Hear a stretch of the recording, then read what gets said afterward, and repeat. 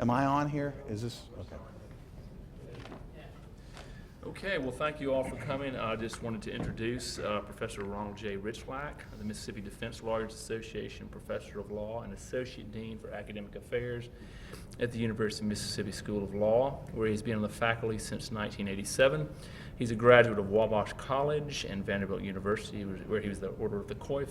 Prior to joining the faculty, Ron practiced law with Jenner and Block in Chicago and served as a clerk to Honorable Harry W. Welford of the U.S. Sixth Circuit Court of Appeals. He's on the Mississippi Advisory Committee to the U.S. Civil Rights Commission and advisor to the Holy See's delegation to the United Nations, and he has received papal medals from both Pope John Paul II and Pope Benedict XVI. He's a member of the committee appointed by the Mississippi Supreme Court to revise the state's criminal code, on the editorial board of the Gaming Law Review, and serves as the university's faculty athletic representative to the NCAA SEC.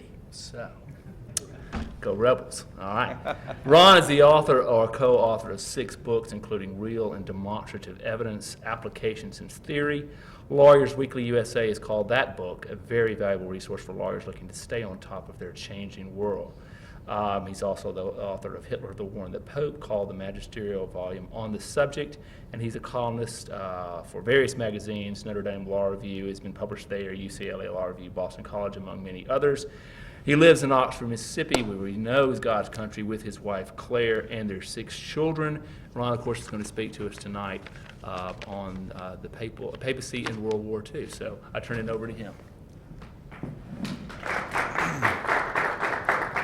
Thank you, AG, and let's see if I can get this to work. There we are. And thank all of you for coming today. I'm very delighted to be here and happy to hear AG read the stuff that I sent him. Did a good job, thank you. Whenever all the diverse interests, something like that comes up, my wife helps keep me in line very much. I gave a lecture like this one day, and they audio taped it, and it was for a charity in New Jersey. And around Christmas time, they sent out this flyer, and it said if you gave different amounts of money, you could get a prize. And if you gave $75 to $300, you got Professor Rychlak's distinguished lecture, and I thought it was so cool. I showed it to my wife, and she said, they give $75 to $300, they get a copy of your tape? I said, that's right. She said, congratulations, you're a tote bag. That's about what it is. But Pope Pius XII and the Holy See during World War II is, of course, a very controversial issue. I think you always need to begin this by looking at the church teaching and the church understanding at the time. In 1915, a group of Jews from Poland came to the United States, had immigrated to the United States. They wrote a letter to the Vatican. It went to the office where the future Pope Pius XII, Eugenio Pacelli, was working. And if you believe John Cornwell's book, Hitler's Pope, which you shouldn't, but if you believe it, everything that came out of this office came from Eugenio Pacelli, future Pius XII. In 1916, the following year, the reply came from the Vatican. The Catholic Church considers all men as brothers and teaches them to love one another. This law must be observed and respected in the case of the children of Israel as well as of all others. We will come back to this teaching 20 years in the future. Pacelli was recognized as a bright young cleric. Benedict XV needed someone to go to Germany to present a peace plan to try to bring about an end to World War I. He selected Pacelli. He went to Munich, where he originally was the papal representative to Bavaria. Later, he also opened an office in Berlin and became the papal representative to all of Germany. He presented the peace plan. It didn't bring an end to the war, although the war ended a couple years later on terms very similar to those Benedict had set out. Pacelli stayed in Germany, originally mainly in Munich, where he was credited with helping 65,000 prisoners of war return home. He comforted the afflicted. He was there when the folks came home from World War I, and just devastation took over in Germany. Wild inflation. You've heard the stories of people needing a wheelbarrow full of cash to buy their groceries. You get paid at lunchtime. You went and shopped at lunchtime rather than waiting at the end of the day because inflation would be that bad. There were few jobs. A lot of war veterans fighting in the streets, a lot of war veterans who were alienated, who were angry, who could not believe that Germany had been defeated. In 1919, there was a brief time when communists took over in Bavaria.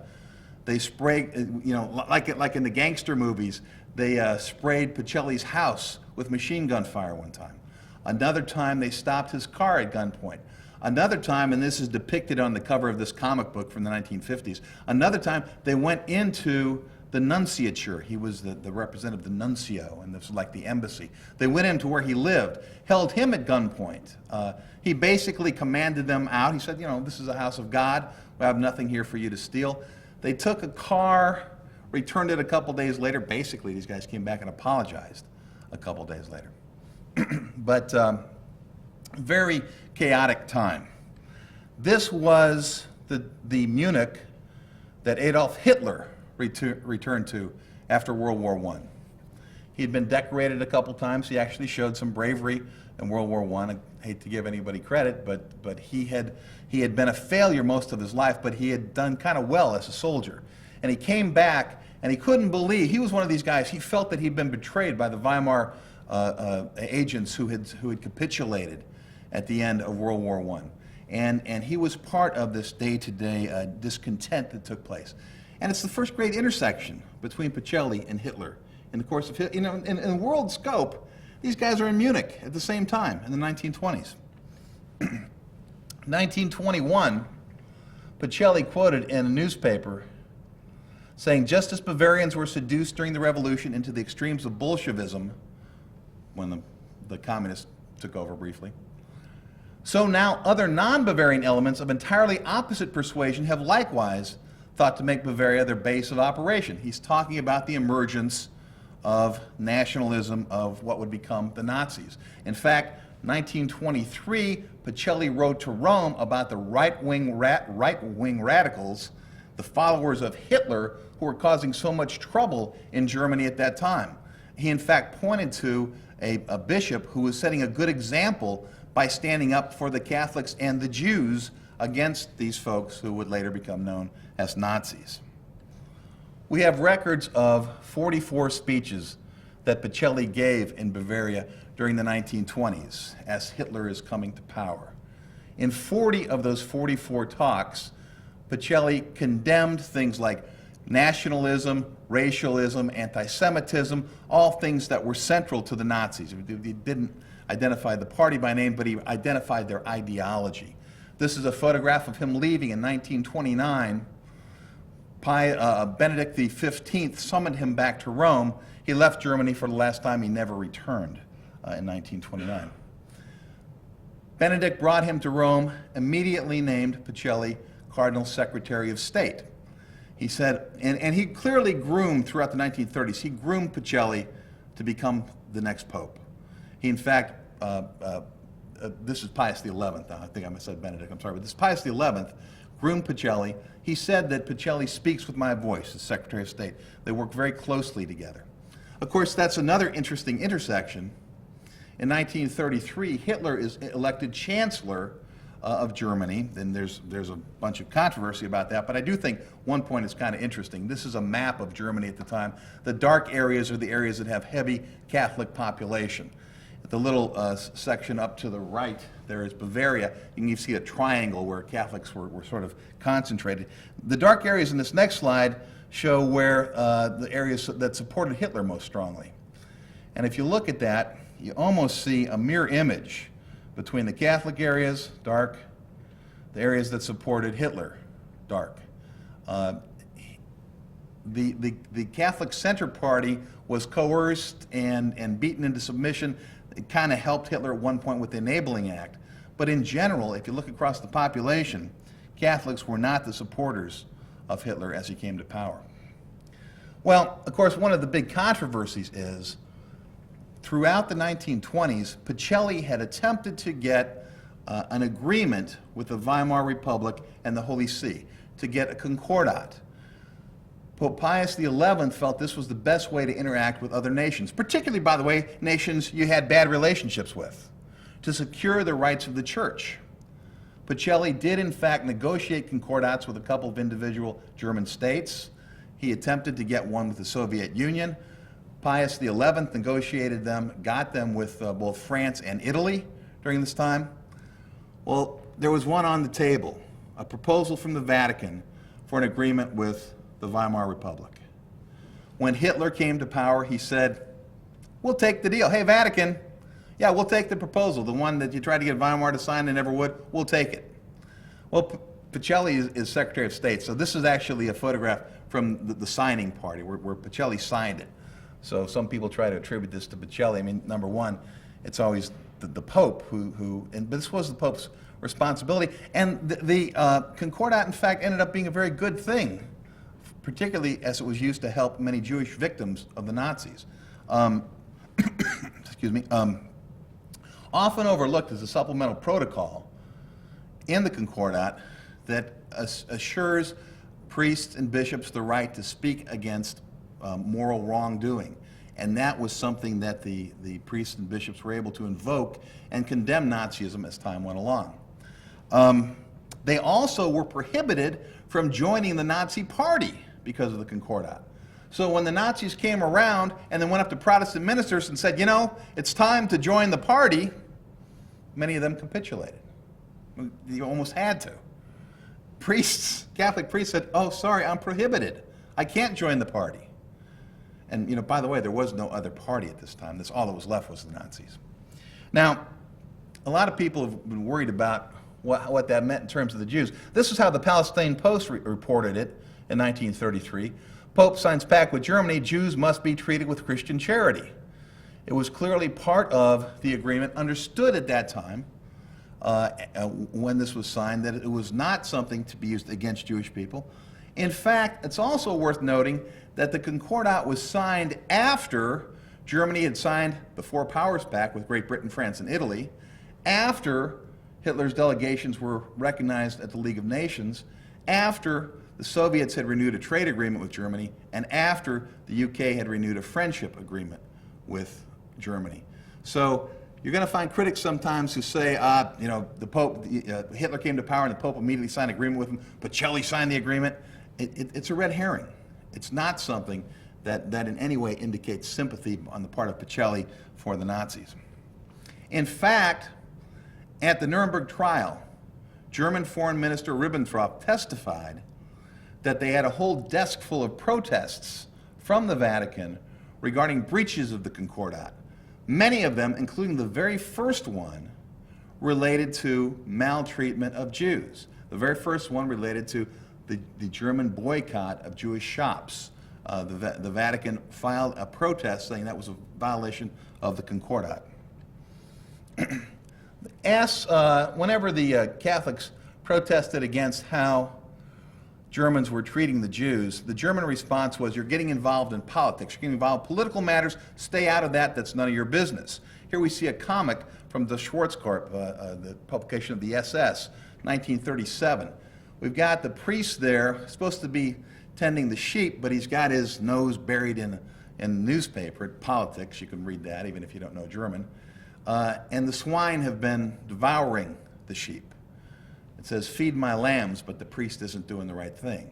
That's a Nazi complaint about the church. Hermann Goering says, the Catholic believers carry away but one impression from attendance at divine services, and that is that the Catholic Church rejects the institutions of the nationalist state. Other comics, here we see a rabbi and a priest, it's a Catholic priest, he's got the rosary coming out of his pocket there. They have little squabbles among themselves, but where are they doing it? They're doing it on the backs of us good, loyal Nazis. Here we see an industrialist, a priest, and it's a guy, it's the facial characterization that the Nazis always used to depict a Jew. So it's an industrialist, a priest, and a Jew trying to pull back on the hands of time, the swastika. But the big, strong Nazi is not going to let that happen. Here we have discovered at last Freemasonry, Judaism, and Jesuits all together. It's the Nazis uncovering their enemies who are working together against them. Here we have a couple of Jews, again with the facial depiction the Nazis used, riding on the back, protected by Holy Scripture and the priest. 1935, Secretary of State Pacelli By the way, as Pope, he had the famous white typewriter, and this is a picture, I think, probably when he was Pope, but he had a famous letter, or he wrote a letter in 1935 to Cardinal, where he referred to the Nazis as false prophets with the pride of Lucifer. 1936, Pacelli, as Secretary of State, this was big news. It was a very unusual kind of thing for the Pope. The Pope never traveled, but for the Secretary of State to come to the United States and to fly, and he flew all over the United States. He made stops in Cincinnati, and he went to Notre Dame, and he went out and he saw the Golden Gate Bridge, and he was in New York, and it was a real major event. He traveled with Cardinal Spellman, who was very well known at the time. There was a priest from Detroit, Father Coughlin, who was a political priest who was accused, and I think you look at some of his stuff, probably justly, of having been anti-Semitic. He denied that in a book he wrote, but very controversial priest, very involved in politics. Pacelli met with him in 1936 and told him to get out of politics. You can stay on the air, but we don't want you doing politics anymore. That's not what we're about. Coughlin shifted. He was for FDR, then against FDR. But Pacelli got him out of politics when he was Secretary of State. When Pacelli became Pope, he had Coughlin taken off the air. Coughlin wrote about that in his memoirs afterwards, very angry about the Pope, but Coughlin was a very controversial figure. While Pacelli was in the United States, a delegation from a Jewish organization came and met with him, and they were very worried now what was happening in Germany to Jewish people. Pacelli reaffirmed that 1916 statement we started with about how the Catholic Church believes that all men are brothers, including the children of Israel. He reaffirmed that statement, and in the archives from the Jewish organization, the group was very pleased, very satisfied with the statement that they got from Pacelli. 1936, Pacelli also went to France, where he spoke about the blood cult that was spreading across Europe at that time. Clear references to Nazism. This is another comic from Das Schwarzkorb. You can see it's Pacelli. It's got his face, but it also is even labeled Pacelli. He's got his arm around a woman. You're a priest. You're not supposed to do that. She's got the facial characteristics that the Nazis used to depict a Jewish woman, so it's a Jewish woman. That's very insulting. She's holding a paper, Humanité, which is a communist newspaper. So he's snuggling up to a Jewish communist woman. So the Nazis are depicting him as being very much in line with all that they're opposed to. Across the top, it says the Cardinal's journey to France. Down below, she's certainly not pretty, but she can cook. It's a recipe for a poison cake hanging up behind them. And on one of the things you can probably even read where it says anti-Nazi. Here's another one from 1937. The two Reds, Cardinal Pacelli and the guy I always think of, Comrade. He's got the hat where you think it's the communist red and it's the cardinal red. And it's associating Pacelli with the communists who the Nazis depicted as their big opponent. And it's Pacelli saying, thank you very much, my friend, and now I'll give you my blessing. Again, the Nazis depicting Pacelli in line with their enemies. 1937, Pope Pius XI issued an encyclical we now know was written primarily by one bishop in Germany and by Pacelli. We found the original copies of it, with burning anxiety, mit brennender Sorge. This is probably the strongest condemnation that the Holy See ever sent relating to any individual nation. I've just got one little quote here where we talk about superficial minds stumbling into concepts of a national God, national religion, etc. This was translated into an American magazine at the time called Catholic Digest, which is kind of like Reader's Digest, but called Catholic stuff. In the translation, it was entitled To the German People, because this encyclical, rather than being written in Latin, was written in German. And rather than being released in Rome, it was smuggled into Germany, secretly distributed to parishes across Germany, read from the pulpits on Palm Sunday. I spoke to someone who went to a mass. It said it was like a 2-hour mass that day. People worried about missing their soccer game or something, but it was a strong condemnation, and the Nazis recognized it. The Nazis smashed printing presses, suppressed Catholic publications, arrested people who were involved in distributing this, and this was not again seen within Germany, unless it was covertly smuggled. It was not openly published or presented anywhere until after the Nazis were ousted. But it was such a strong statement against the Nazis. The following year, Hitler comes down to Rome to meet up with his buddy Mussolini. And Rome had big celebrations. I got a letter that a priest who was over there in the seminary at the time wrote back to his mother in Chicago. He talked about how Rome really does things up brown over here. And if you ever watch Hitler on the History Channel, my wife calls it NTV, all Nazis all the time. Hitler loved to have films of himself visiting places. You got him at the Eiffel Tower, you got him at the Arc de Triomphe, everywhere he goes. There are no films of him in St. Peter's, the Sistine Chapel, anywhere within the Vatican, because the Vatican went dark. The museums were closed. The Pope, Secretary of State Pacelli, both went to Castel Gandolfo, the summer home, a month earlier than normal. Pius XI said, "The air in Rome makes me ill." From Castel Gandolfo on the Feast of the Holy Cross, he said, "It saddens me to think that today in Rome, the cross that is worshipped is not the cross of our Savior, but obviously the swastika." He also left behind instructions that any priests and nuns who were or religious who were left behind in Rome should not participate in the festivities and the celebrations that were built around Hitler's visit to Rome. It was a clear slap in the face to Hitler and to Mussolini, both of whom were angered by it.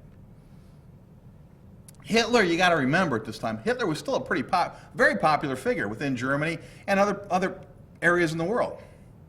When he moved into Austria, Hitler was welcomed home like a returning son, a victor. And they had ticker tape parade kind of stuff, and he had some sort of 99% approval in some vote that was held.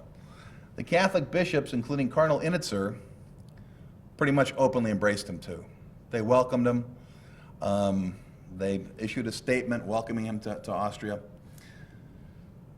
They had been in the area that was greatly influenced as they watched Hitler come to power. Initzer was immediately called to Rome. He was first dressed down by Secretary of State Pacelli, then by the Pope, made to retract his statement. When he went back to Austria, he made the bishops retract their statement welcoming Hitler. Within about 2 years, Initzer was clearly an outspoken opponent of the Nazis. That was one of the great advantages that the Catholic Church had at this time, is we had a place, an authority outside of Germany. It's one of the things that the Nazis really didn't like, too. Hitler wanted to bring everything inside Germany. They recently found plans. He had his architect, Speer, draw up plans to rebuild Vatican City in Berlin. Bigger and better, St. Peter's Cathedral. They found the plans that actually were drawn up. Because we had this neutral listening point outside, we had people who were not influenced by the constant propaganda. And so people like Initzer were able to be corrected and brought back on track. In one of his final statements, just before he died, Pope Pius XI made a profound statement. I happened a couple years ago to stumble across an essay that Jacques Maritain wrote about this statement, about how profound. See, to your ears today, this may not sound that unusual, following the papacy of John Paul II. But at the time of that this was made in 1938, when the Nazis are mounting their forces 100 miles north of Rome, when Hitler is coming to power, when we've got this persecution of the Jews that's taking place, and you've got differences in history in the relationship between Catholics and Jews. This was a very profound statement. Mark well that in the Catholic Mass, Abraham is our patriarch and forefather. Anti-Semitism is incompatible with the lofty thought which that fact expresses. It is a movement with which we Christians can have nothing to do. No, no, I say to you, it is impossible for a Christian to take part in anti-Semitism. Spiritually, we are all Semites. Secretary of State Pacelli, a week or two later, repeated these statements in public address in Rome. When Pius XI passed away, he had clearly been grooming Pacelli to replace him. and everybody knew Pacelli was a likely candidate to become the next pope. Delegations came through at the funeral, expressing their condolences. A nation would come through, we're sorry, best of wishes, we're sorry. But the Germans came through. Now, I have nothing against Germans. I will say I was the only Polish kid growing up in a German neighborhood in St. Louis when I grew up. You know, the neighborhood boys kept invading my backyard and partitioning it. It was difficult, the Germans came through and gave a lecture instead of condolences. Said, you better, you know, the last pope didn't see the future. He was a guy who didn't know what was going to happen soon. You better get a different kind of guy in the future who can see the future and who knows what's going to take place. Of course, that didn't happen. They elected Pacelli, who Pius XI had said spoke with his voice, who saw things the same way. You see here the headline, "Political Pope," is the right comment. Berlin, the newspaper, reported the election of Cardinal Pacelli is not accepted with favor in Germany because he was always opposed to Nazism and practically determined the policies of the Vatican under his predecessor. New York Times said that. New York Times says it's been welcomed everywhere in the world except Germany. They were concerned about him with good reason. His first encyclical, Pius XII's first encyclical, which came out about 6 weeks after the Nazis invaded Poland, Summi Pontificatus, Darkness Over the Earth. This is the headline from the New York Times. Pope condemns dictators, Hitler, treaty violators, Hitler, racism, Hitler, urges restoring of Poland, which Hitler's just invaded. This was a very strong statement against what was taking place in the world right then. In fact, the Allies took 88,000 copies of this and dropped it behind German lines as propaganda. Pacelli's first encyclical was Allied propaganda. And the press followed up looking at these. January 23rd, 1940, New York Times, Vatican denounces atrocities in Poland, Germans called even worse than the Russians. March 14th, 1940, Pope is emphatic about just peace, Jews' rights defended. Pius even, it was an interesting thing, late 1939, a group of German generals, military officials, became worried that Hitler was going to lead their nation to ruin. So they said, we got to get rid of this guy. We got to topple him somehow. So, but you know, if we do that, the British might come in and kill everybody. Maybe we better contact the British and try to get something established before we do this. How can we talk to the British? Well, there was a lawyer in Munich, a guy named Joseph Mueller, who had contacts with the papacy. He had been to Rome before. So they got Mueller to take a message to the Pope. And they said, can you contact the British and let them know this is what we're planning so they won't come in and kill us all when this happens? And Pope personally, he didn't share this with anyone around him because he knew how risky it was. That's pretty much a breach of neutrality too, if you're going to be honest about it. He took the message, he said, the voice must be heard in London and I'll do it for you. And he gave him the message. By the way, we don't know this from Vatican archives. We know this from British archives. That's where, when people are always talking about Vatican archives, the information is usually available elsewhere. In fact, Pacelli not only told them about this coup, he actually gave them information 10 days before the Nazis invaded the Netherlands, Belgium, and Luxembourg. Pacelli told the British, this is where the Germans are coming in. The British didn't know whether to trust the information or not, frankly, so they didn't do much about it. But he actually passed troop information about upcoming German military moves to the Allies.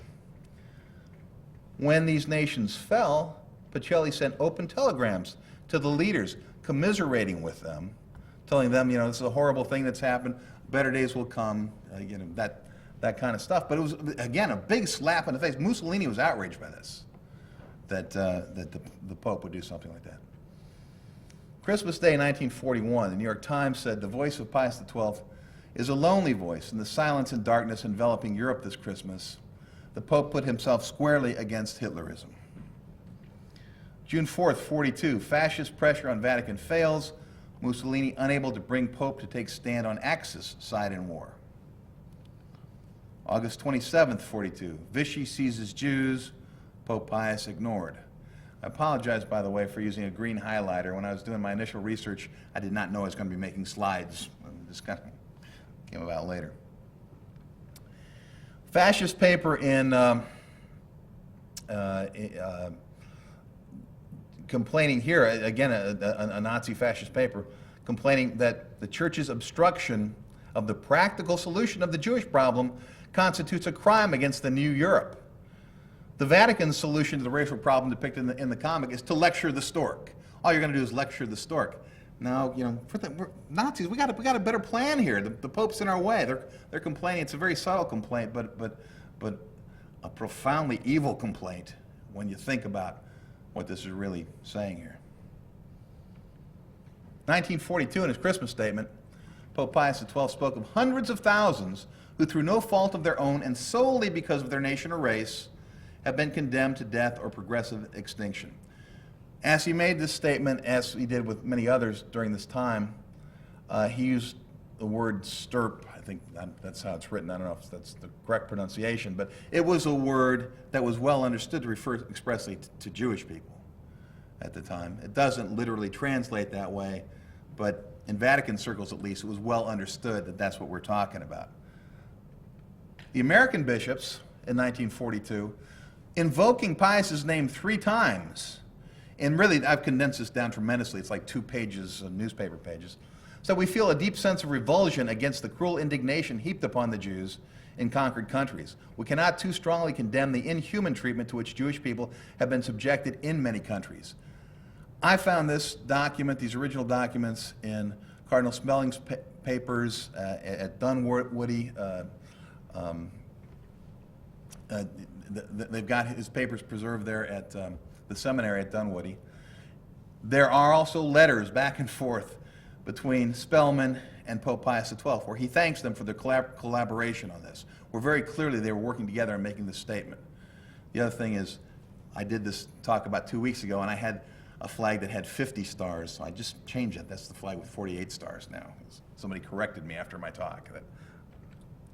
New York Times, Christmas Day, 1942. This Christmas more than ever, he, Pius XII, is a lonely voice crying out of the silence of a continent.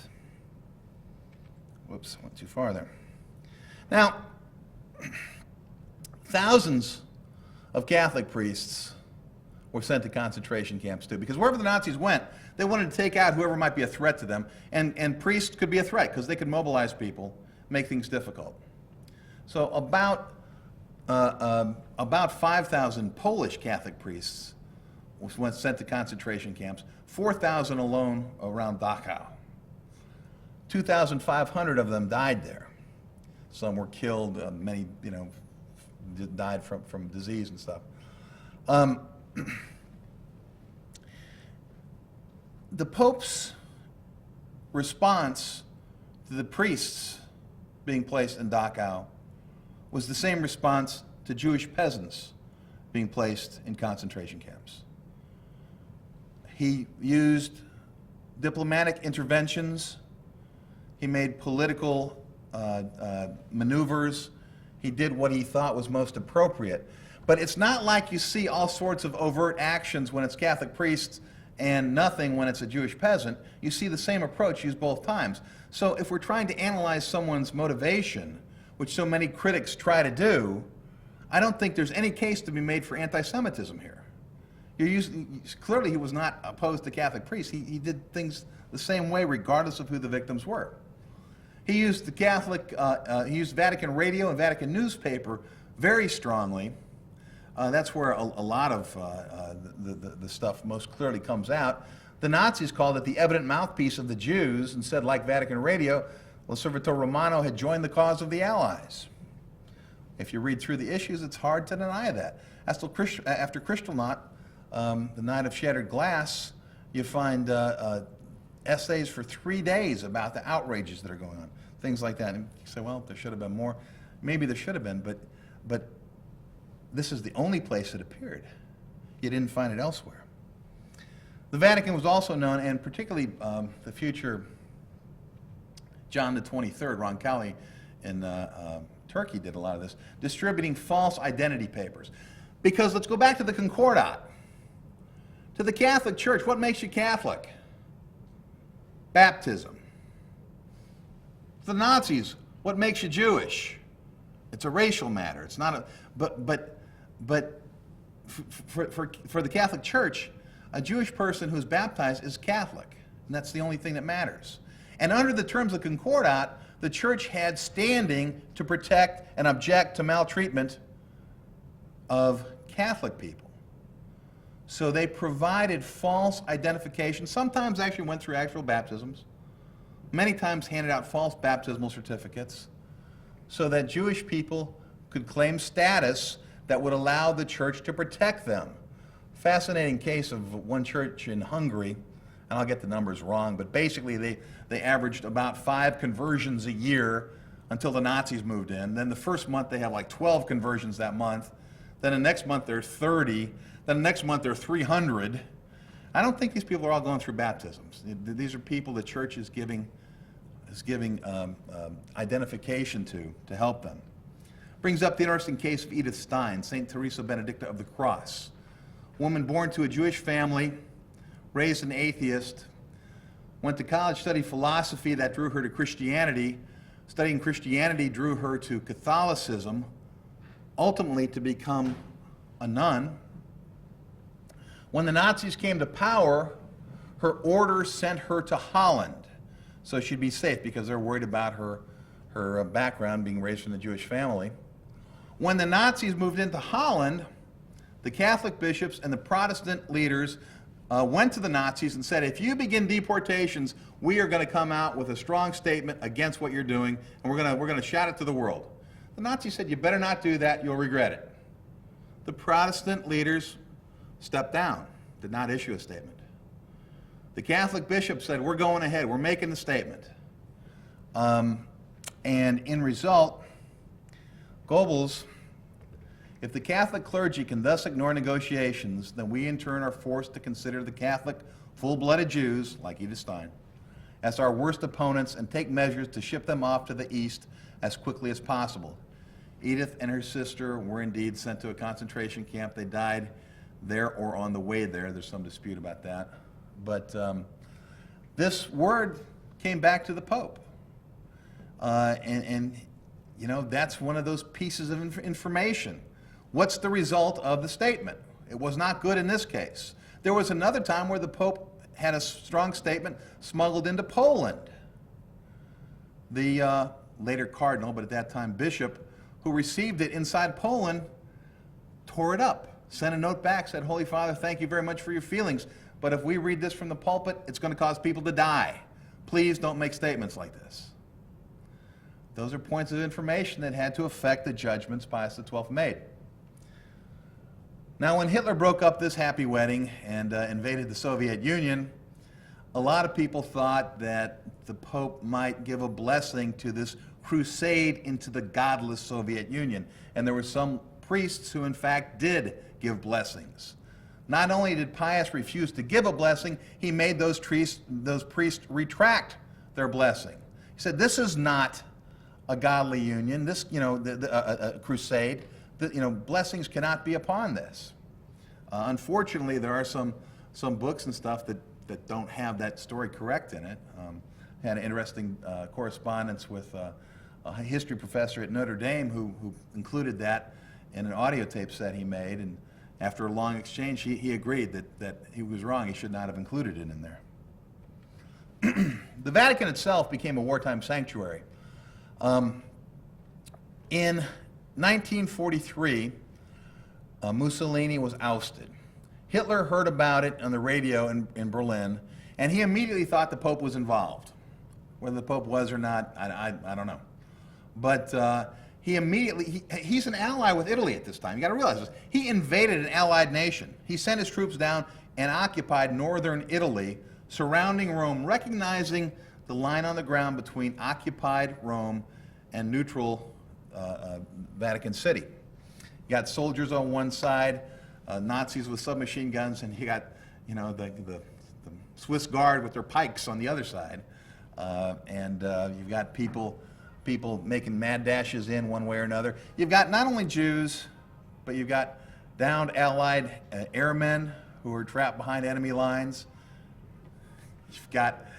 You've got AWOL German soldiers.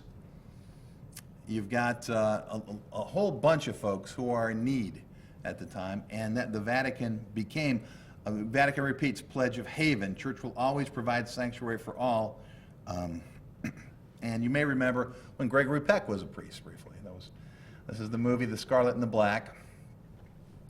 When the Nazis came into Rome, they went in and they said, you know what, we're going to start deporting the Jews unless, hey, Jewish community, if you can come up with 50 kilograms of gold within the next 48 hours, we won't deport you.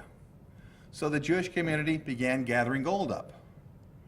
And they came very close to having it all, but weren't quite there. So the chief rabbi of Rome, Israel Zoli, and he writes about this in his memoirs, he pretended to be a plumber, got into the Vatican, approached some folks, said, you know, can we borrow the rest of the gold we need to pay this ransom? The people he met with retreated, went with the Pope, came back 10 minutes later and said, as much as you need for as long as you need it. Now, the Jewish community, in fact, ended up not needing it. They ended up getting enough gold together not to have to make this loan. But it was a ruse by the Nazis. It was a way of getting gold before you started deportations. It was not done well. It was not something that stopped the deportations. Regarding this movie, I think the main thing is this is Monsignor Hugh O'Flaherty, who was best known probably for helping down Allied airmen, although when you read his memoirs, he's talking about how the airmen were complaining that he was spending so much time with his Jews. He was called the Conrad Hilton of that time because he had people all over the place, and he was helping people from all kinds of different backgrounds. He was very lucky, though, to have Gregory Peck play his part, because this is a picture of him, actually, and you got to be thinking Karl Malden, right? I mean...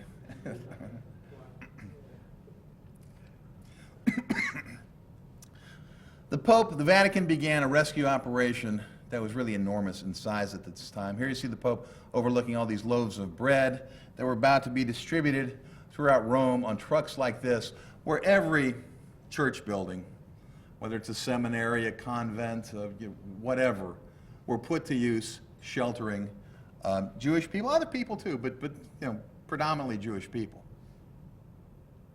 Here you see a priest and a nun feeding children in front of all these burnt out or destroyed buildings. This is a famous photograph of Pius XII at the scene. Whenever bombs would fall around Rome, he tried to protect Rome as much as he could, but he would stand at the window and watch the bombs fall, and as soon as the bombs stopped falling, he would go out with money, with blankets, to give blessing, to give medical aid where it was necessary. This day, his parents' bodies were blown out of their graves when bombs fell. These happened to have been Allied bombs, by the way, because the Axis powers would store munitions pretty close to the Vatican, hoping that the Allies wouldn't bomb it. FDR wrote, there was a great exchange of correspondence throughout the war. FDR said, we'll try to, protect the Vatican, but no promises because, we're fighting a war here. I think this is perhaps the most profound photograph. I'm going to have to explain it to you, though. This was taken at Castel Gandolfo, the papal summer home. We are here looking down a staircase. As many as 12,000 people saw, this is a complex, not just one building, but as many as 12,000 people at different times throughout the war sought shelter here. Many of them Jewish people. There's a giant wooden cross there on display from Jewish people who were sheltered in Castel Gandolfo down the time. Every room was taken, every hallway was taken. You're looking down a staircase here where people are sleeping up and down staircases. The papal apartment was used as a birthing and nursing area. 40 children were born in the papal bedroom during the time of the war. The Pope, by the way, never went to Castel Gandolfo. He stayed in Rome. He thought it was a more important thing to do at that time. He was the only one who had the authority to open up Castel Gandolfo and allow this to take place, and it was a savior for so many people. These efforts outraged Hitler. There's a new book out by Kurtzman about the proposal to invade the Vatican, kidnap the Pope. Hitler actually gave those orders to a General Wolff, Carlos Wolff, and told him, draw plans for what we're going to do to invade the Vatican. Wolff tried to delay it. Wolff didn't want to do it. Ultimately, Hitler was dissuaded from pursuing that course because the generals on the ground in Rome said, if we do this, the Italians will go crazy. If you want us to continue occupying Rome, We cannot invade the Vatican. That's really what protected the Vatican from being invaded during this time. They tried to convince him to leave Rome. Pope said to spur in haven in Germany. They said, come on, live here. We'll protect you in Berlin. No, he wouldn't do that. When they deported the Jews from Italy, that's one of the more controversial issues at the time, because there were 2,000 Jewish people who were rounded up in Rome, kept not far from Vatican City, deported. Most of them died before the war was over. There were numerous diplomatic interventions. There were some people, mainly those of mixed heritage or those who were married to non-Jews, who were released. But essentially, it's happened very quickly. We can document lots of diplomatic intervention, but by the time most of anything the Pope could have done was in place, these people were already deported. That's when really the rescue operations went into the highest gear. Upon the liberation of Rome, Pius XII said, "For centuries, Jews have been unjustly treated and despised. It is time they were treated with justice and humanity. God wills it, the Church wills it. St. Paul tells us that the Jews are our brothers. They should also be welcomed as friends." The New York Times, on the liberation of Rome, reported, "Under the Pope's direction, the Holy See did an exemplary job of sheltering and championing the victims of the Nazi fascist regime. I've spoken to dozens of Italians, both Catholics and Jews, who owe their liberty and perhaps their lives to the protection of the Church." Rabbi Israel Zoli, the chief rabbi of Rome during the war, later converted to Catholicism. Now, he writes about this in his memoirs. He said, "This was not in tribute, not in thanks to the Church. The conversion was an honest, heartfelt conversion."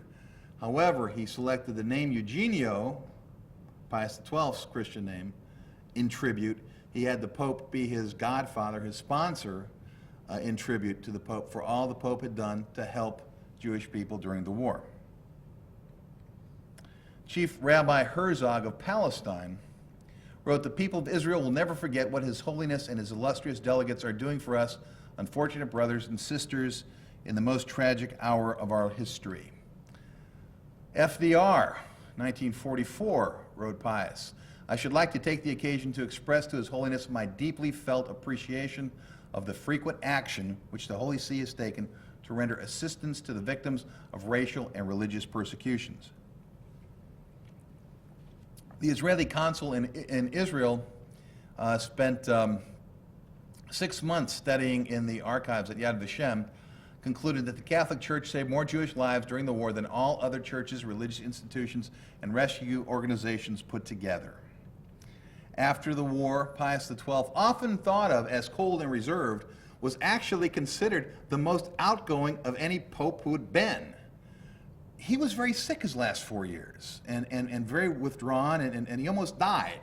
And people liked that characterization of him when he was old and feeble and withdrawn.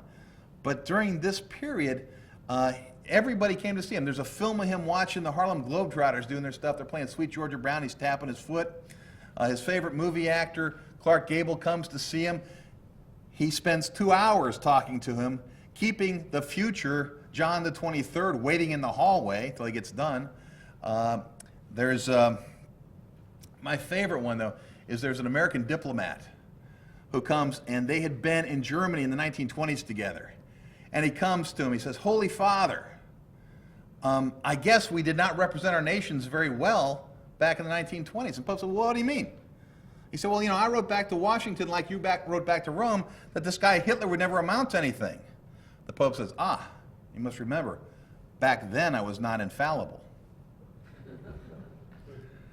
Ducky Medwick, also a baseball player, came and said, "Holy Father, we have something in common. We both used to be Cardinals." And Ducky played for the St. Louis Cardinals Gas House Gang at the time. The group that would become the Israeli Philharmonic Orchestra in 1955 came to Rome to play a concert of tribute and thanks to everything that the Church had done to protect Jewish people during the war. While they were there, they posed for this photograph with Pius XII. While they were there, they also offered Montini, the future Paul VI, a medal of thanks for all he had done to help Jewish people. He said, "I only acted upon orders from the Holy Father. Nobody deserves a medal from that. Similarly, the future John the 23rd said, in all these painful matters, I have referred to the Holy See and simply carried out the Pope's orders, first and foremost to save human lives. Golda Meir. During the Nazi terror, the Pope raised his voice to condemn the persecutors and to commiserate with their victims. This is on, by the way, this is on Pius XII's death at this time. President of the World Jewish Congress said, with special gratitude, we remember all Pius XII has done for persecuted Jews. The Jewish Post in Winnipeg said there probably was not a single ruler of our generation who did more to help the Jews in their hour of greatest tragedy. Leonard Bernstein, Jewish conductor, stopped the concert for a moment of silence in tribute to his passing. But the Anti-Defamation League, the Synagogue Council of America, the Rabbinical Council of America, virtually every major Jewish group around the world throughout the United States sent letters of tribute, thanks, praise, condolence on the passing of Pius XII. And that was his reputation until 1963, when this play was released by Ralph Hoeketh, the deputy meaning Christ's deputy on earth, which depicts Pius XII as a solitary central figure who sort of allows all of these horrible things to go on around him, more concerned to sort of, and there's like 3 different versions of it in the translations, and they actually changed scenes around, so it's hard to give a clear synopsis. Basically, it's a cold-hearted pope who doesn't care about what's happening to the Jews and to others, and there's a good priest. It was released as a movie, you can get on DVD now, called Amen, just a couple years ago, made into a movie. But this came out at the time of the trial of Adolf Eichmann, the time we had the Diary of Anne Frank, we had Vatican II, we had a lot of people reevaluating things. And according to at least one account, there was KGB was behind pumping up this rumor as well. The story broke last year. It's something I've been looking into over the past year. But anyway, this dramatically reshaped everything. And that sort of became the at least in popular culture, the accepted approach to it. I was working on my book. I started working on it in the 1990s, mid-1990s. I don't remember exactly when, because I didn't decide to write a book. I decided to answer a question, and it turned into a book. And my book was actually at the publisher getting ready to be released when this book came out, Hitler's Pope. And I reviewed this for a magazine called Inside the Vatican magazine, and I always say it must actually be read inside the Vatican, because shortly thereafter I got a call from these guys, Father Paul Molinari, the postulator of Pius XII's cause, and Father Peter Gumpel, the relator or investigating judge in Pius XII's sainthood cause.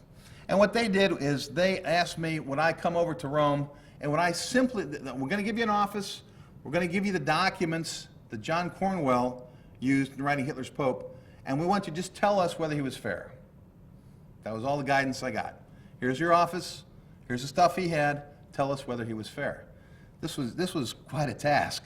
I spent the first day and a half literally sort of staring at the stuff, scratching my head, thinking, I don't know, how do I answer this? And then finally, after a day and a half, I said, well, you know, Cornwell has footnotes. Let me see what I can do here. And I go to the first footnote, and I have this chart, which I put the chart both in Hitler, the War, and the Pope, and in Righteous Gentiles, because it's very indicative of the work that was done here. Hitler's Pope, in the introductory chapter, so it's the only footnote in there, so there's not a number, cites Vatican transcript page 229. Now what these are, the Vatican interviewed just under 100 witnesses under oath, took their testimony about Pius XII's life to determine whether he led a life of heroic virtue. And Cornwell looked at these, and he said he read these transcripts and left him in a state of moral shock. This is when I realized he was Hitler's Pope. So I go to the first one, and I said, okay, Vatican transcript page 229. Okay, okay, who is this? This is Pacelli's nephew. Okay, he's talking about the height and weight of Pius. Okay, all right, well, I'm not shocked yet. Then I go to the first chapter. Note number 7, cites the transcript page 30. It's this professor who's saying the Pacelli's had no heat in the home when he was growing up. Okay? All right, nothing yet. Also in the first chapter, note 14, page 109, the sister says, young Picelli, when he was a child, he had an unusual sense of control over himself. Okay, nothing shocking yet. First chapter, footnote 20, page 3, his sister said the family brought him food when he was in seminary.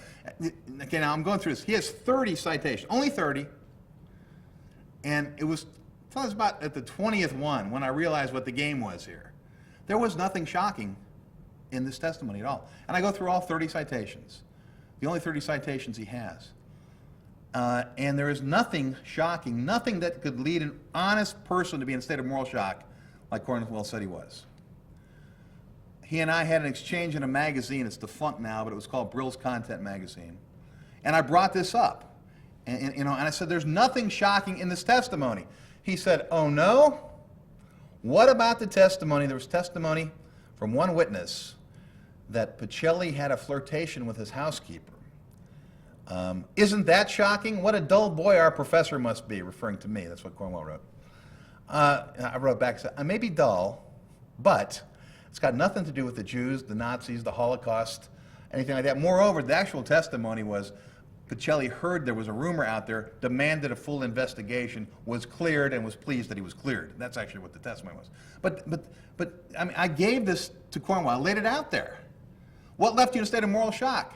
The only thing he came back with is this alleged flirtation, because there is nothing else there. Cornwell made his book by saying he was in a state of moral shock, but that's nonsense. And I think, that clearly demonstrates it. There was another point that didn't hit me till I got home.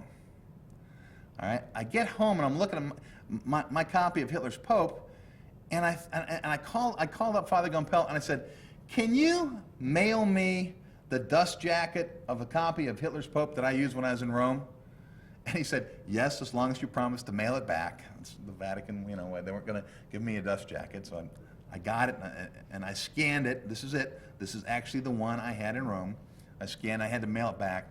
This is a photograph that people love because it seems to show Pius XII, Picelli, surrounded by Nazis, right? Everybody sees this and says, oh, those are Nazi soldiers, there's the Pope with them, Hitler's Pope. Yep, sure thing. And in fact, this is the inside flap on the British edition. Cover photograph shows Cardinal Picelli, the future Pope Pius XII, leaving the presidential palace in Berlin, March 1939. March 1939 is the month Picelli became Pope. Whoa, he's visiting Hitler right before. Do you remember I told you he left Germany in 1929 and never went back? This photograph was taken in 1927. This is Representative Picelli leaving President Hindenburg's birthday party. These are not Nazi soldiers, these are Weimar soldiers on either side of him. I said this in that exchange with Cornwell. And I made this argument. I said, this is outrageous that you do this. He said, only the worst kind of apologist would attempt to censor photographic evidence. I'm not trying to censor anything. I'm pointing, and he said, and not everyone is so ignorant as to associate these helmets with the Nazis. Everybody I know associated these helmets with the Nazis. But let's put ourselves in Cornwell's mindset, if you will. If you really think that people are going to recognize these are Weimar soldiers, we could do a couple things. We could crop the Weimar soldier who's closest to us, we could crop him off so that no one would recognize, the one in the back you really can't tell. That square car door was very typical in the 1920s. By the 1930s, they were rounded, so let's crop it off. Okay. If you want to make something sinister, you darken it, right? You remember O.J. Simpson, Time magazine got nailed because they did that, and Newsweek didn't the same week they came out the same picture. So let's darken it. And, I want to blur it a little bit. Blur everything except Picelli's face. Picelli's face, I don't know if you can tell, actually comes in a little bit better focus when we do. You can't do that accidentally. It's got to be on purpose. We're blurring everything except Picelli's face, which comes in. And if you don't see the blur, look at the buttons. Buttons are pretty crisp there on the chauffeur. Now they're blurred. You see that? So now nobody can pick out that that's a Weimar soldier. Oh, hey, cool, too, because now our chauffeur starts to look like an SS officer, right? A little advantage there. We take this cropping, darkened, blurred photograph, we put that on the cover of Hitler's Pope in the United States, because that's the cover photograph that they used in the United States. Now, the United States did not have the wrong date on it. It had the correct date, 1927. But it has an altered photograph, which is it's stunning. The Vatican got letters. How could the Pope have let that SS officer salute him like that? It wasn't a Pope. It was a chauffeur. And he wasn't the Pope. And he wasn't a Nazi, and it was crazy. So you have your choice. You got the British cover, which is dated to 1937, has actually an accurate photograph, where you got the altered photograph on the American cover. Oh, a little history. My Hitler, the War in the Pope. I wanted to show you. I told you that Pius is always depicted kind of in his old age and stuff, and I kind of wanted a smiling Pope, so I got this photograph at first. Then they brought in a new graphic editor, and they did that. And my grandmother's passed away since then, but she was like 92. She says, "Why is the Pope smiling at that man?" And we had and I had another friend who said, "Is it two faces or is it a vase?" But so we ended up taking that off the cover and going with that. But when you open Hitler's Pope, there's another thing. Thomas Merton, you may be familiar with him, very influential Catholic monk, philosopher. There's this quote: "Pius XII and the Jews, the whole thing is too sad and too serious for bitterness, a silence which is deeply and completely in complicity with all the forces which carry out oppression, injustice, aggression, and war." Merton is controversial in some Catholic circles, but he's certainly influential. And he certainly appears to be very critical of Pius XII. And nobody discovered for a long time, then a guy since has become a friend, a guy from Texas, Bob Gorman, came up. They published Merton's diaries. Merton had written an essay on nuclear war, and he'd been ordered not to publish it. And in his essay, he's really angry. There's all these controversial things: Pope Pius XII and the Jews, the church in South America, the treatment of Negroes in the U.S., the Catholics, the French Right, all these controversial issues. And it all fits in one big picture, and it's not very impressive, and the whole thing is too sad and too serious for bitterness. I have the impression my education is beginning, and there's no, I've been ordered into silence. I have been silenced. I've not been allowed to write my essay. This is the whole thing. Cornwell took those italicized words that I haven't read up there, linked them together with ellipses, and tried to say Merton was condemning Pius XII. Now, I'm a law professor. If a student did something like this, I always say I'd fail them. I'd at least knock their grade down. And if I were a judge, I would sanction it. And being from Oxford, I know about lawyers getting sanctioned seriously just recently here. But, it's academic dishonesty. But it doesn't end there. He builds his case around a letter that was written in 1919. You read the whole letter, you read the actual fair translation of the letter. This is in the middle of that revolution when the Bolsheviks have taken over, when they've machine gunned his house, when they've held him at gunpoint. And he's writing about those people who have taken over. And these are bad people who are mistreating the locals. And he uses these mistranslations. Cornwell writes, "Jews like all the rest of them," when it really should be the people I've just mentioned, or the ones I've just mentioned. The word group he translates as gang. A group of women he translates as female rabble. He gives this ugly presentation. He takes a 6-page letter, he uses ellipses, condenses it down to like a paragraph, and makes it look anti-Semitic when really it is not. This is John Cornwell's next book, Breaking Faith. This is the one, by the way, he called me the Vatican's favorite trial lawyer, and he thought it was an insult, and I wanted new business cards. He makes clear in this book what actually, if you read Hitler's Pope, was also very clear, is that it was all about John Paul II. Hitler's Pope at the end is about John Paul II. The last chapter is called Pius XII Redivivus, Pius XII all over again.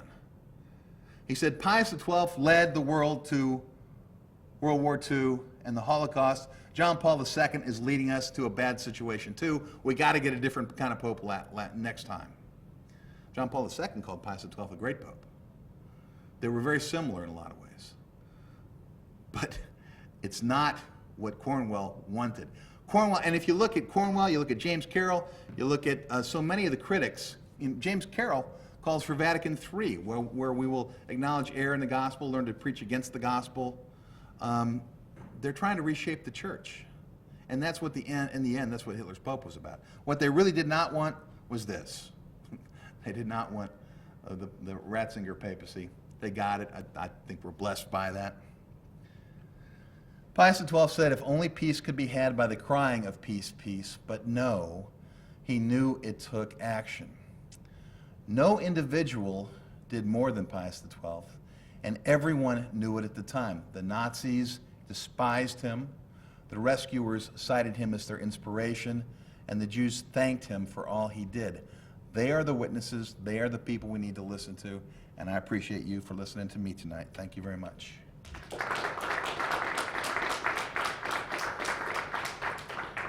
Marshall.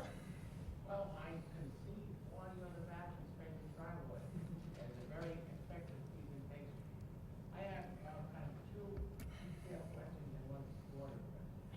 First of all, and I don't know much about this, but it's my understanding that in the last year of Pius XI, they were planning an encyclical on anti-Semitism, and there was a draft prepared by an American priest, Lafarge. Mm-hmm.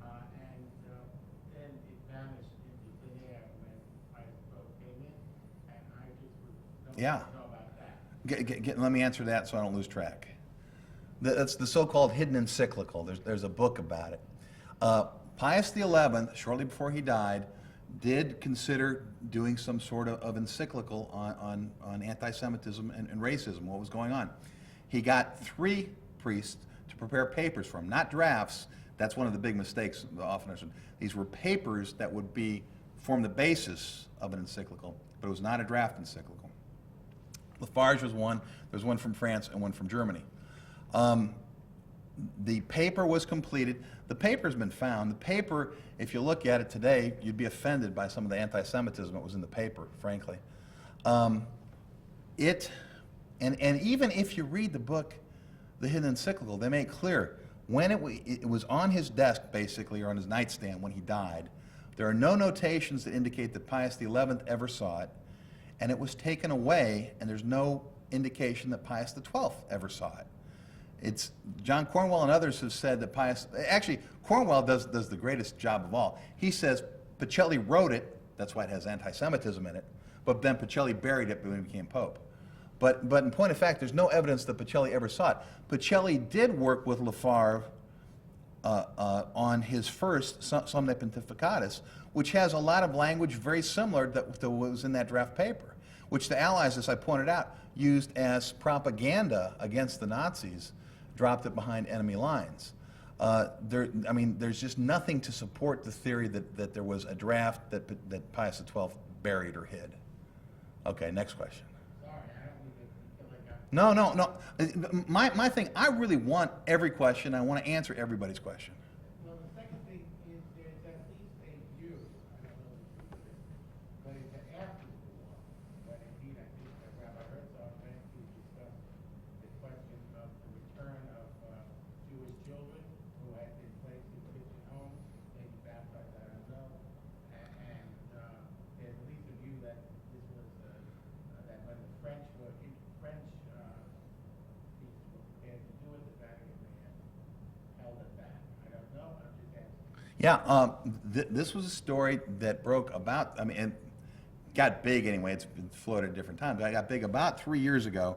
There was a letter found in France that supposedly was from the Vatican telling people in France that if you have Jewish children, if they've been baptized, don't give them back. It was a big story. I was contacted by BeliefNet to respond to an essay that Rabbi Shmuley Botich had written. And Rabbi Shmuley had me on his radio program to talk about it too.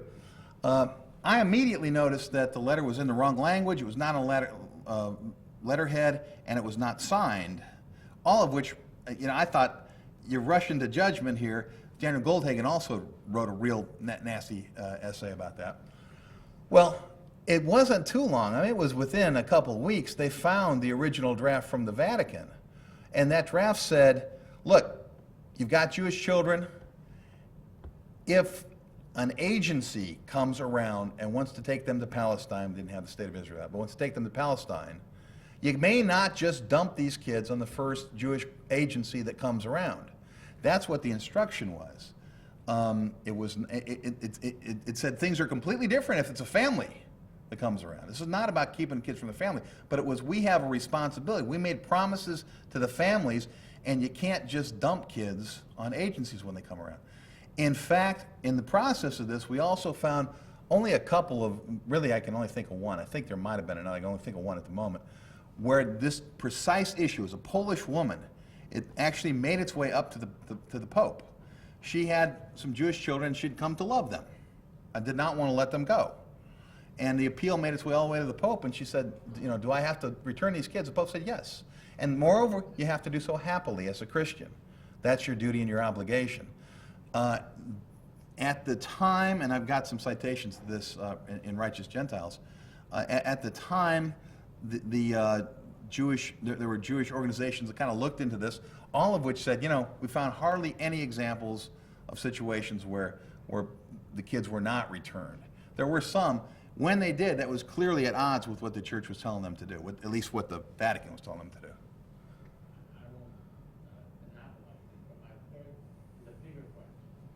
I mean, so like, how do you understand all of the kind of wrath and death of the criticism? You've explained, well, put it on the KGB, you've explained the Catholic books on the basis of some kind of strategy to impact on the character of the church. But there has been, as you know, many other writers, non-Catholic, entered the list, so it's dispute. How would you explain that whole movement? You know, that is a great question, and that's a question that's tough to get to the heart of. I think if you look at some of the earliest critical books that were written, Freelander, I always say Louis, but I think you should pronounce it Levi, something like that, and Katz. Katz actually, you know, was sued for defamation, and a criminal charge was put in against him for defamation because the Italian court found that he made stuff up. I think that when the play came out, the Deputy, had a historical appendix. The historical appendix was not well cited, not well documented, but it made the case kind of like, I draw the equivalency to the Da Vinci Code, where you've got a work of fiction, but it's really true, but it's, you know, if you point to something and it's wrong, so I can kind of play both sides of that. That appendix clearly drew from communist propaganda that had been set forth in 1948. The communists almost took over the nation of Italy in 1948. Pius XII clearly led the opposite, or it was a major player in trying to prevent that from taking place. Yeah, and the Nazis at that time, excuse me, not Nazis, the communists at that time put forth a lot of propaganda to try to discredit him.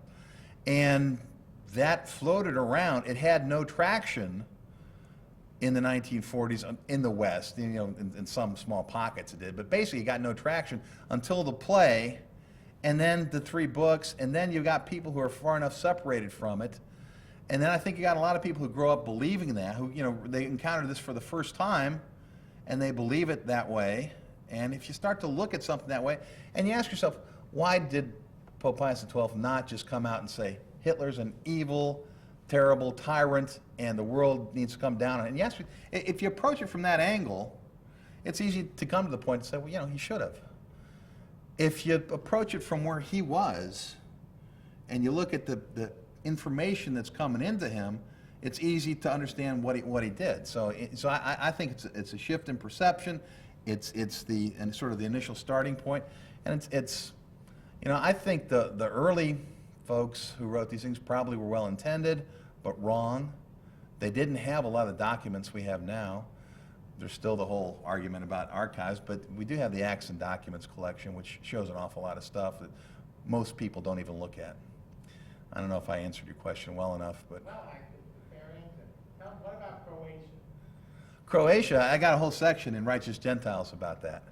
And I'll tell you, Croatia, my main point there is that people have turned there because we have less information there. As other places, we have more information that's come out. There we had a little bit less. But the leader there Also had a priestly head of government. had a priestly head of government, and we have clear documents within the Holy See saying, this guy is out of control. People are attributing, we can't let him go on like this. This is not what we want. We've got letters of sanction to him. We've got the brother demon, I forget his name, but the really bad guy who ran a camp over there, who nobody mentions was kicked out of priesthood before he did that stuff. It's the leader's name. I'm forgetting. I'm drawing a blank. But he came to Rome, and he expected to be treated as a head of state, and he was not. He was deeply angered. He was clearly at great odds with the papacy. He's not doing what the church wants. And the church was aware. The church, there are these documents saying, people, because he's a priest, think he's doing what we want, and he's not. What can we do to rein him in? Father. No. I suspect Pius is misunderstood on many levels. He tends to be contrasted with Vatican II popes, Paul VI, maybe John Paul II, who are in some evaluations considered to be very progressive, whereas he was very hyper anti-modernist and all of that, which is really untrue. When you look at his encyclicals on the mystical body of Christ, on biblical interpretation, I mean, he really sets the stage for the reforms that would later take place in Vatican II. This is, your work is very, very important. I would just, and I appreciate the presentation very much, the connection between Pius XII and Father Coughlin seems to me less certain. Coughlin, the radio priest of the 1930s, who was clearly, into some rather nasty anti-Semitic activity. His journal, Social Justice, was a really awful instrument of anti-Semitic propaganda. A good bit of the hierarchy turns on him. It's Archbishop Moody of Detroit who finally threatens him with being defrocked unless he goes off the radio in 1942, or 1941, December, just after Pearl Harbor, because he his work had become seditious. He was very strongly opposed to the war, to American entry into the war. But a pope would not intervene in a local church matter. So after 1939, it would be hard to imagine the Pope having anything to do with the Coughlin affair. It seems to me very questionable, your assertions about Coughlin. But, Father, with all due respect, I think actually Moody and the Vatican had an exchange of letters about this. This was an ongoing concern for Pacelli and Pius XII from at least 1936. And he was carrying out Pius XI's instruction when, in 1936, he told him to back away from presidential politics at the time.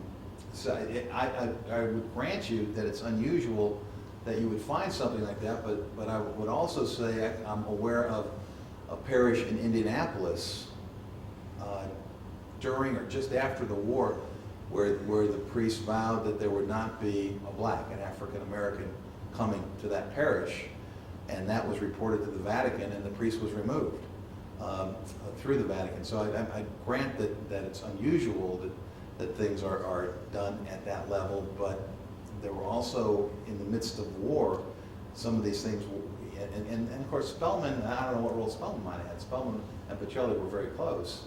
Spellman was the military chaplain at the time, and I would not be too surprised if something with Coughlin where Spellman might have requested something to have papal authority as well.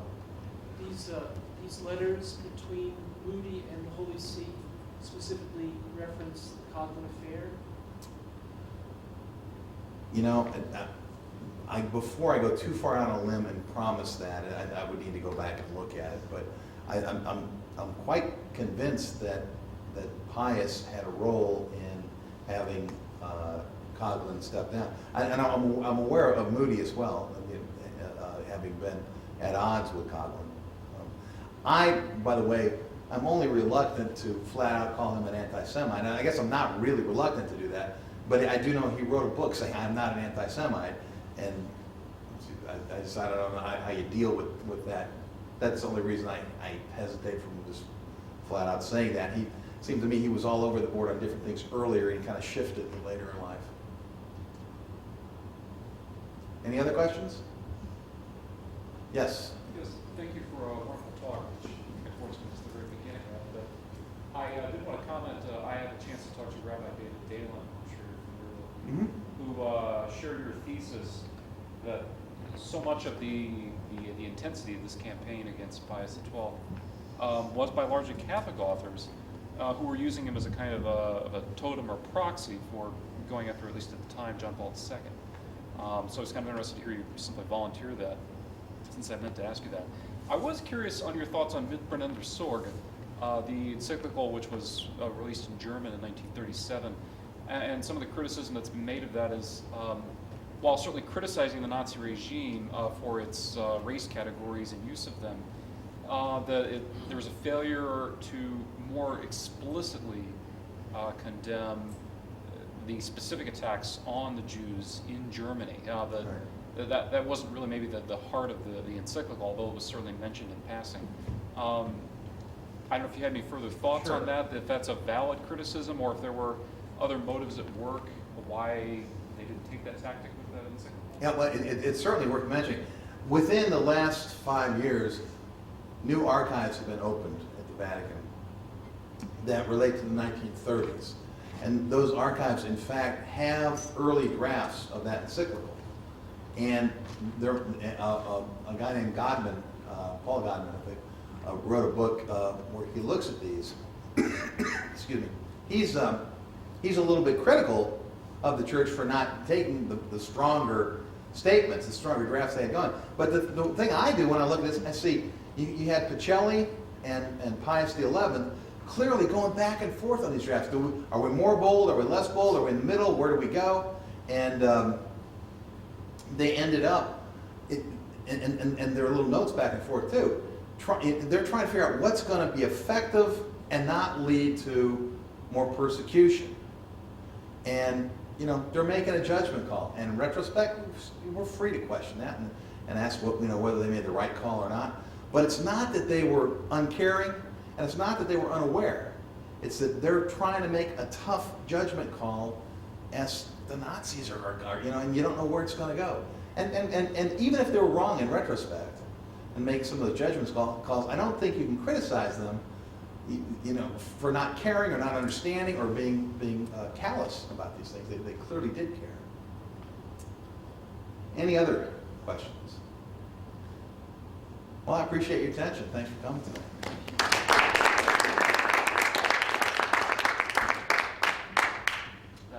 Ron's book's back there, and also it's available at the bookstore. We ordered some more copies that are at the bookstore in case you'd like to pick that up. Thank you very much for coming.